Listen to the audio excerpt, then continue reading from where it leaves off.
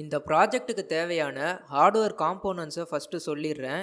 அதுக்கப்புறமா நம்ம OS installation start பண்ணுவோம். ஒரு ராஸ்பெரி பை 4 மாடல் வாங்கிக்கோங்க.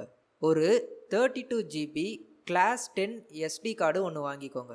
5V 3A இருக்கக்கூடிய ஒரு மொபைல் அடாப்டர் வாங்கிக்கோங்க. அது கூடவே ஒரு சி டைப் சார்ஜர் கேபிளும் வாங்கிக்கோங்க. இதை வச்சு தான் நாம் ராஸ்பெரி பையை பவர் அப் பண்ண போகிறோம். அதுக்கப்புறமா ஒரு SD கார்டு ரீடர் ஒன்று தேவைப்படும். Micro HDMI to HDMI cable ஒன்று தேவை. அதுக்கப்புறமா ஒரு கம்ப்யூட்டர் மானிட்டர் தேவைப்படும். முக்கியமாக இந்த மானிட்டரில் HDMI போர்ட் இருக்கா மாதிரி பார்த்துக்கோங்க. அதுக்கப்புறம் பார்த்தீங்கன்னா இந்த கீபோர்டு, மவுஸ் இதெல்லாம் தேவைப்படும்.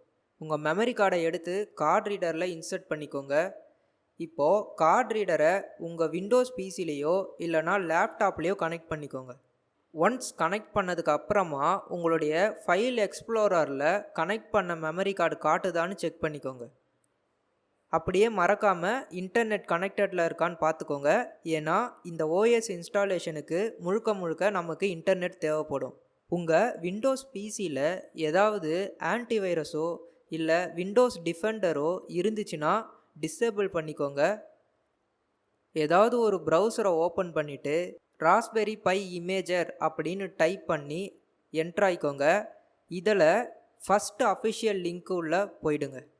இங்கே டவுன்லோட் ஃபார் விண்டோஸ்ன்னு இருக்குல்ல, இந்த ஆப்ஷனை செலக்ட் பண்ணிக்கோங்க. இப்போது டவுன்லோடு ஸ்டார்ட் ஆகிடும்.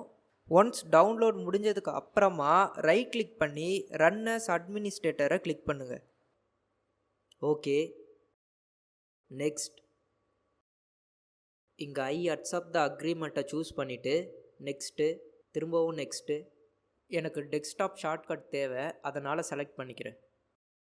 திரும்பவும் நெக்ஸ்ட்டு கொடுத்தா பை இமேஜர் சாஃப்ட்வேர் இன்ஸ்டால் ஆக ஸ்டார்ட் ஆகிடும். இங்கே லான்ச் ராஸ்பெரி பை இமேஜர் டிக்லேயே இருக்கட்டும். இப்போ ஃபினிஷ் கொடுத்தா உடனே டைரெக்டாக பை இமேஜர் லான்ச் ஆகிடும். நாம் அப்படியே ஓஎஸ் இன்ஸ்டால் பண்ண ஸ்டார்ட் பண்ணிவிடுவோம். இப்போது சூஸ் டிவைஸ் ஆப்ஷனை கிளிக் பண்ணுங்கள். இங்கே ராஸ்பெரி பை 4 செலக்ட் பண்ணிக்கோங்க. அதுக்கப்புறமா சூஸ் ஓஎஸை கிளிக் பண்ணுங்கள். இங்கே ராஸ்பெரி பை ஓஎஸ் 64 பிட் அப்படின்னு இருக்குல்ல, நமக்கு இதுதான் தேவை. ஸோ நான் அதை செலக்ட் பண்ணிக்கிறேன். அடுத்து சூஸ் ஸ்டோரேஜை கிளிக் பண்ணுங்கள். இங்கே நாம் இன்சர்ட் பண்ணியிருந்த SD கார்டு இதெல்லாம் காட்டும், அதை அப்படியே கிளிக் பண்ணிக்கோங்க. இப்போ நெக்ஸ்ட் ஆப்ஷனை கிளிக் பண்ணுங்கள். இதில் எடிட் செட்டிங்கை கிளிக் பண்ணிக்கோங்க.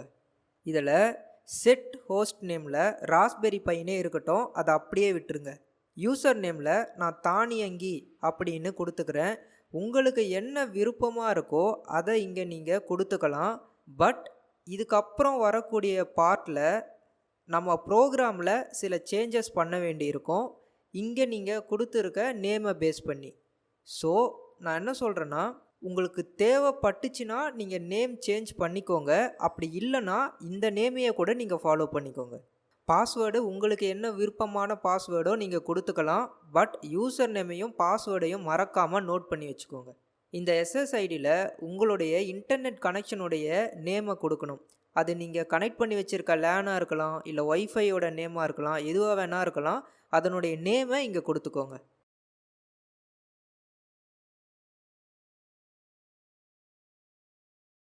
பாஸ்வேர்டில் உங்களுடைய வைஃபை பாஸ்வேர்டு என்னவோ அதை நீங்கள் கொடுக்கணும். இங்கே வயர்லெஸ் லேன் கண்ட்ரியில் IN இந்தியா அப்படின்னு செலக்ட் பண்ணிக்கோங்க. டைம் ஜோனில் ஏஷியா கொல்கத்தா அப்படின்னு செலக்ட் பண்ணிக்கோங்க. கீபோர்ட் லேஅவுட்டில் USனே இருக்கட்டும். அதுக்கப்புறமா சர்வீசஸை கிளிக் பண்ணுங்கள். இங்கே எனேபிள் SSH டிக்லேயே இருக்கட்டும். அதே போல் யூஸ் பாஸ்வேர்டு ஆத்தென்டிகேஷன் செலக்டட்லேயே இருக்கட்டும். அப்புறமா ஆப்ஷன் டேப்பில் இதே மாதிரி இருக்கா மாதிரி பார்த்துக்கோங்க.